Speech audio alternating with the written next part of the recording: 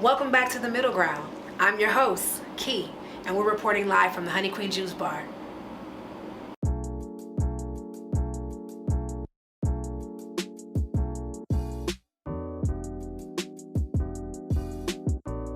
The commercialization of Juneteenth. Yeah, what? So, as we know, was it last year that Juneteenth became a national holiday? When they really recognize it. Joe Biden, some people say that was just like some people say an empty gesture to kind of just quell a lot of stuff that was going on, especially after the George Floyd protest. But nevertheless, Juneteenth is now recognized as a national holiday. It's on the calendar. I saw it. I was very proud. I was like, okay, I smiled. Look. I did. It's on the calendar officially. You will be having that day off, so places will have to acknowledge it. They'll be closed. I can work. Exactly. And pay me double, you know, on that day. And now it's recognized. However, we've seen that now that Juneteenth is an official holiday, the commercialization of Juneteenth has begun. I'm sorry, that's so funny. So it begun. Are we supposed to not go to Walmart at this point? Because I'm worried. Because I needed something from over there and I didn't want to go. And you already know, we already know everybody mess with Walmart. They got the best prices. Now quit playing. Walmart started bust out with the ice cream. I don't know Red velvet and cheesecake. Red velvet and cheesecake. Okay. Am I wrong that I thought they should do vanilla? That would be like our reparations because that's why we had butter pecan because we couldn't have vanilla ice cream. So I don't know. Is that what? Oh, the flavors should have been more. Like no, give us vanilla because you told me I couldn't have that back in the day. Give me that. You know what? You got deep. So apparently the flavor should have had more meaning. But outside of that, the commercialization of Juneteenth has already started. It's beginning with, of course, we know Walmart came out with the ice cream, right? There's different types of stores having different types of apparel, right? There's all types of events that have already been cast, right? Yeah. And now we're asking, like, okay, some people are asking, was it since Black people had already been celebrating Juneteenth organically for years, was it a mistake then for it to become a national holiday? Because now it is okay for it to be monetized by outside interests. So I don't think it's a mistake because certain people don't know.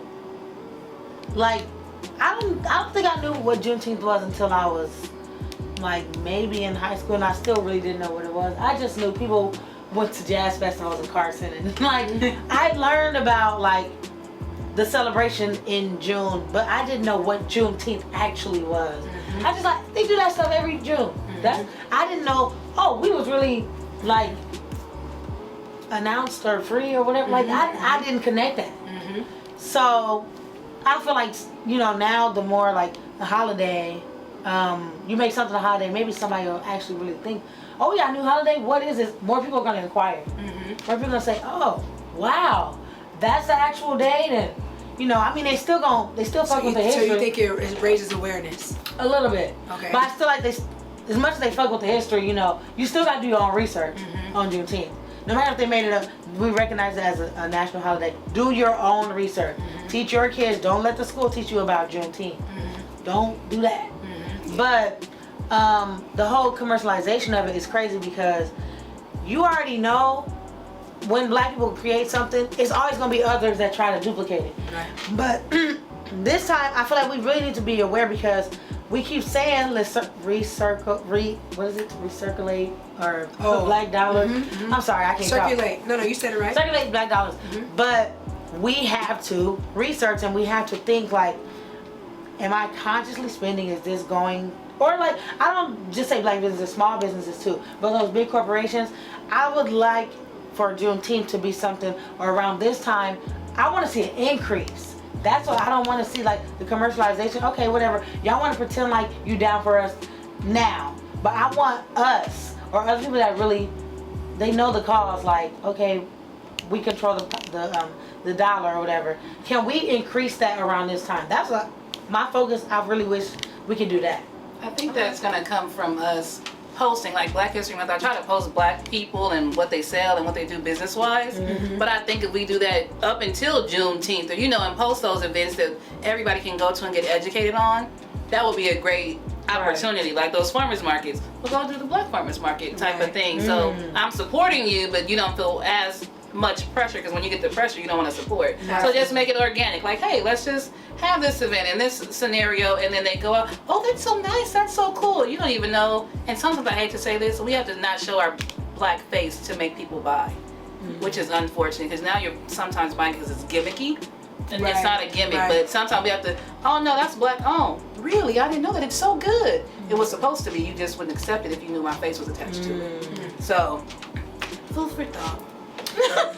I feel like when it comes to the commercialization of Juneteenth, I mean, I feel like it comes with the territory of it being a national holiday.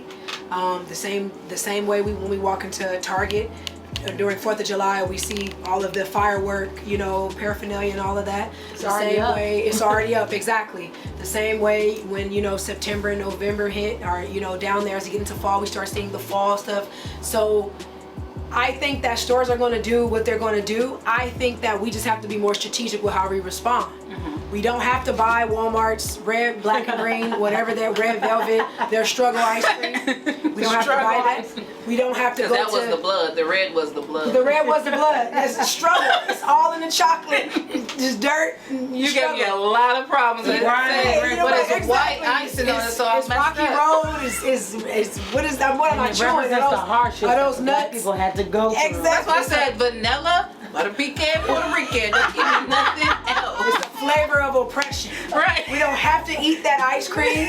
We don't have to go to these events. Unless it's an event, like she said, the usual jazz fest that has been going on in our community that we've been going to. The reality is that let them do what they gonna do. The same way they gonna put out their stuff, we can leave that stuff on the shelf. Just leave it. Go to your local Black-owned business like Honey Queen Juice Bar right here in the Park. Period. 4343 Crenshaw. Okay. Where we have, Juicy moist. local handmade essential items from local merchants and upcoming entrepreneurs. We have organic lemonade, different types of products, but small business owners and also larger business owners. We Buy Black is another really good resource.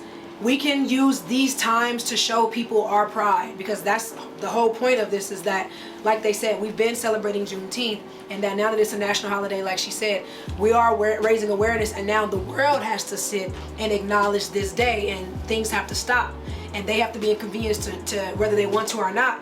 Oh, what's the day? Oh, I don't know, something's closed. Oh, we're gonna be da-da-da. They have to put their signs up. Oh, times or hours have changed because of Juneteenth. So like she said, you have to acknowledge it. And I feel like what we can do as Black people to empower ourselves is to begin to make sure that we just cash bob businesses during Juneteenth.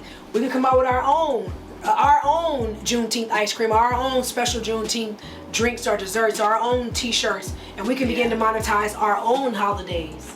Right. That's the point. There's nothing wrong with capitalizing off your own culture. It's when outside interests capitalize off your culture. I bought a shirt. That's when it's exploitation. My shirt say 4th of July and it's crossed out. I bought it from a Black woman. Offline. No, I'm just saying, but I got it offline. It was before it got popular to do all that, and it's 4th of July crossed out and it say Juneteenth. I couldn't find it last year, but I'm gonna wear it this year. I found it. There you go. I think I have one like that. And that's what I'm saying. If we all commit to investing in our own for Juneteenth, buying from, like she said, vendors who making the products that we want, I think that that's how we can make sure that this works in our favor. Because it is a win for us, you know what I mean? Or it is a small victory, I should say. Something to celebrate, something to acknowledge. Obviously, there's so much more because we still want our reparations. Cut the check, Jack. Period.